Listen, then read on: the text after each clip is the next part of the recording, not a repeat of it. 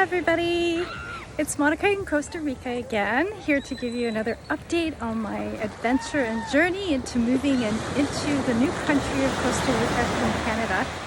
And this week's update is actually pretty interesting and a little weird, I'll admit. So far this week we went back out to Nicoya in that area to actually have a look at some properties there. And we did see 2 lots up on the beautiful mountain. The views were incredible. Unfortunately, they were lots. They were empty. They didn't have anything else on them. But it was really nice to see that and to be able to get a perspective of what kind of view you can get in that area, which is, it's amazing. Really it is.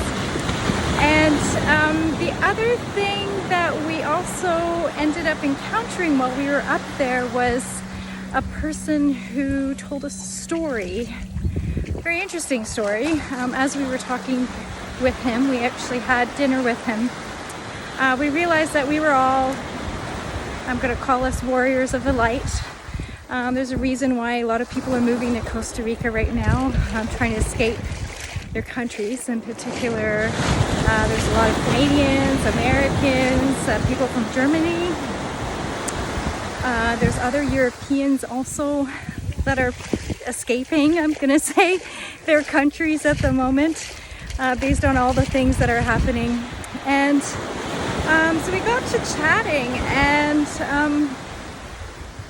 I have realized in the last few weeks that, you know, this fight against the darkness has really ramped up in the last week or so, and actually in the last month or so.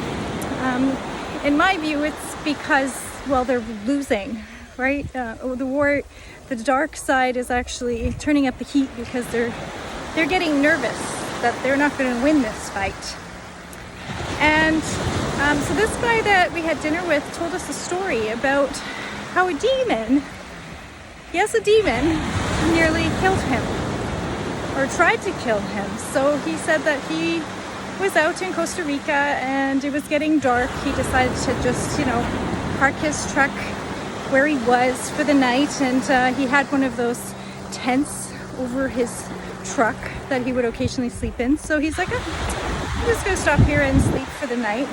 And so he got in his tent and he was sleeping for a while, and then he was woken up to the truck actually shaking violently, and it sounded like some animal was really shaking the truck.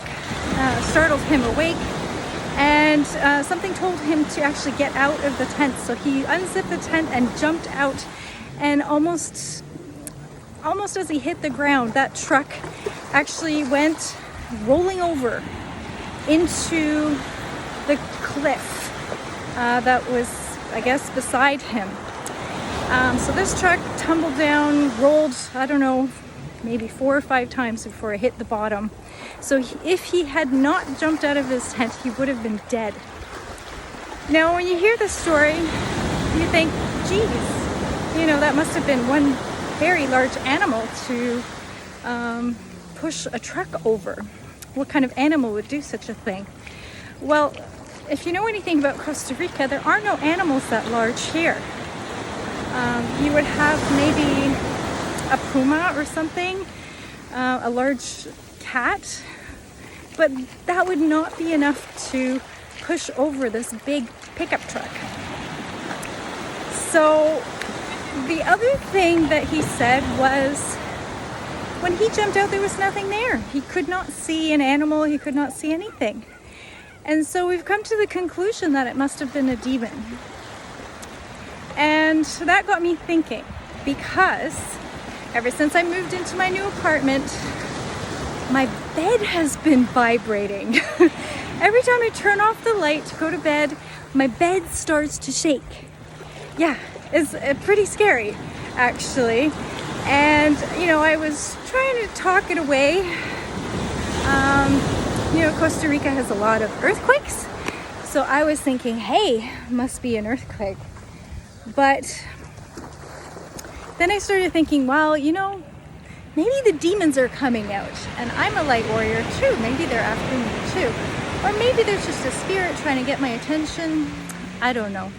But I started looking for answers, and a friend of mine suggested I use the native tradition of smudging in my apartment. So I tried that.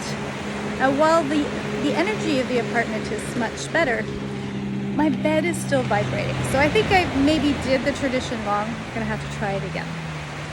So that's my experience with the demon. The other thing that we did this week was go to the rodeo. So I'm from Calgary, and the Calgary Stampede is near and dear to my heart. I love it. I would go pretty much every year. I think I only missed maybe 2 years since I moved to Calgary. And the Costa Rican rodeo had been shut down since the beginning of COVID. So this was the first time they had a rodeo since COVID started. And it was wonderful. The tradition of rodeo in the Costa Rican style was actually quite amazing. They actually poured some sand and lit it on fire before they started. They also had a prayer to keep everybody safe during the rodeo because it's quite dangerous. And I was really impressed with how well they treated their animals there as well. The animals were so well cared for that they were really calm. Even the bulls that were being ridden, they immediately calmed down as soon as the rider was thrown off. And there were a few bulls that actually cared for their rider so much they actually came up to them after they'd been thrown off to see if they were okay. Now, I've never seen that in the Calgary Rodeo ever. So that really was an eye-opener to me. So good on Costa Rica. I love that they have that tradition. And it was really nice to also see the cowboys hugging each other, because they hadn't seen each other in some cases, probably 2 years. So that was really great too. So yeah, I hope you have a good week. I'm going to continue exploring Costa Rica. Next week is Christmas, and we've decided to have a little get together. So I'm looking forward to that. I hope you have a wonderful holiday and you take care of yourself and your family. Pura vida.